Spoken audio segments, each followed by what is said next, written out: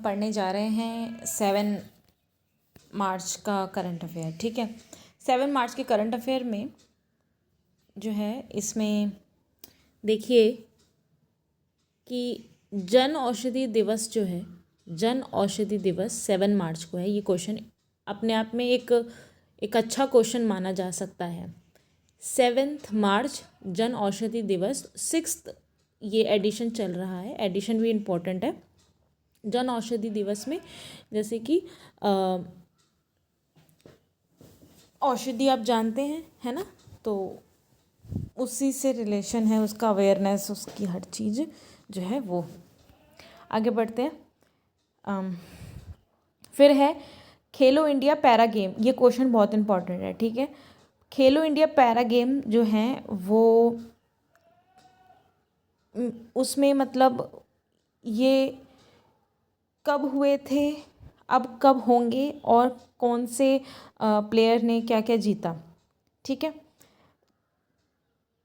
अच्छा, जो 2024 में जब खेलो इंडिया पैरा गेम्स हुए थे तो उसमें गोल्ड मेडलिस्ट जो थे वो हरविंदर सिंह और धर्मवीर, ठीक है, एक आर्चरी के थे और एक क्लब थ्रोअर थे। तो आपको इम्पोर्टेंट इसमें है, ये इम्पोर्टेंट है इसमें धर्मेंद्र सिंह, ठीक है, धर्मेंद्र सिंह और धर्मवीर। ओके, एक तो ये चीज़ इम्पोर्टेंट है। दूसरा यहाँ पे ये है कि अब जो आएगा 2025 में तो वो भी होने जा रहा है और लेट्स सी उसमें कौन कौन विजेता होता है। अब देखते हैं TTZ में ताज ट्रेपेजियम जोन बेसिकली क्या है, ये मैं बताऊं आपको कि सुप्रीम कोर्ट ने TTZ के इलाकों को, ये एक रीज़न है, एक एरिया है, ये यहाँ पर ग्रीन सेंसस कंडक्ट कराने की घोषणा करी है कि यहाँ पे ग्रीन सेंसस कराओ। क्यों, वाई? तो एक तो इन्वायरमेंटल कंसर्न में करी होगी। तो आप यहाँ पे TTZ एरिया है क्या?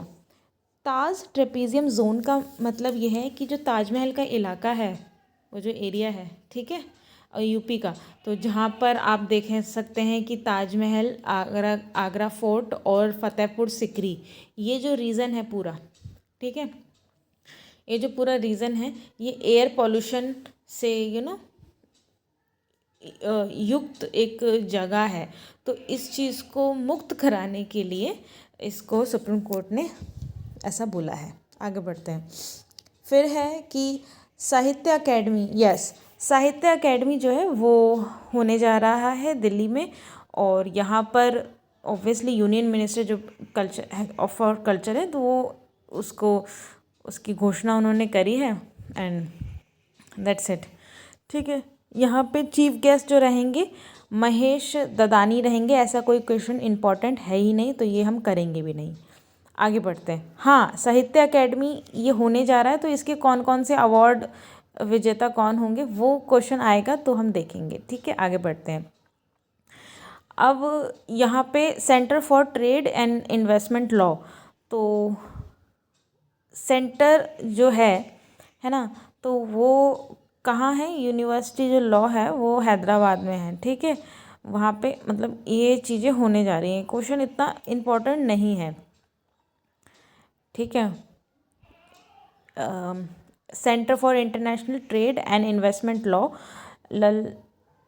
नलसार university law and something like, इस तरह से जो चीज़ें हैं वो पूरी तरह से हैदराबाद में होने वाली। क्वेश्चन इतना इंपॉर्टेंट नहीं है। आगे बढ़ते हैं। जन औषधि दिवस मैंने आपको बता दिया है।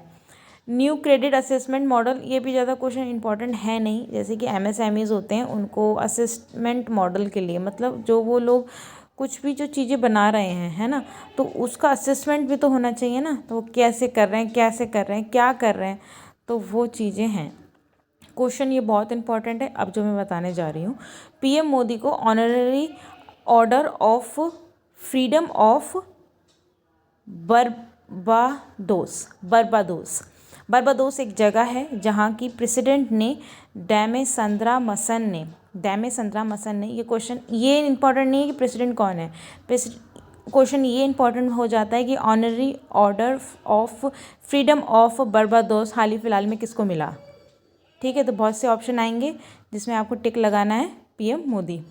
ठीक है, क्यों मिला है? क्योंकि कोविड के दौरान में इंडिया ने एक लीडरशिप और एक क्रिटिकल असिस्ट करा कंट्रीज़ को, बर्बादोस। ठीक है, सो ये सब चीज़ें हैं। तो और पीएम मोदी के बिहाफ में एक्सटर्नल जो अफेयर है ना, जो मिनिस्टर हैं उन्होंने उनके बिहाफ पे लिया।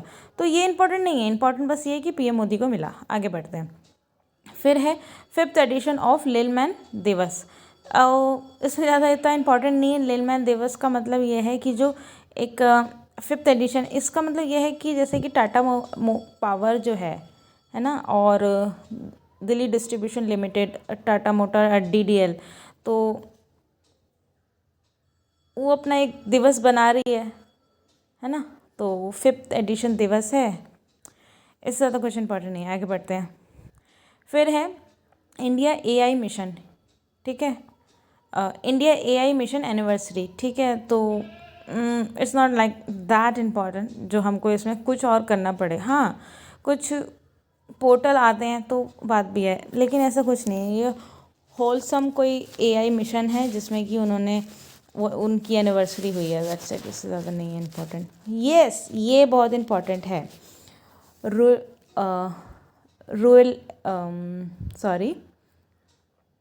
रुई लीला और एलेगेंस। ठीक है, रुई लीला, एलेगेंस, व्हाटएवर। ये है क्या? ये इम्पोर्टेंट है। ये क्या है? ये कोई जानवर का नाम है या फना का नाम है, फ्लोरा का नाम है, व्हाटएवर। ठीक है, फ्योना का नाम है। तो ये सब चीज़ें हैं। अब इसमें कैसे आप पहचानेंगे क्या है ये? Basically it's a flower. ठीक है, ये एक्सटेंट फ्लावर है एंड और जो कि अमेरिका, लैटिन अमेरिका से आया हुआ स्पीसीज़ है और जो कि असम में गया है। ठीक है, क्वेश्चन यहाँ ये बनता है कि ये हाल ही फ़िलहाल में ये ऐसी स्पीसीज़ इंडिया में कहाँ पाई गई है? तो आप असम को टिक लगा देंगे।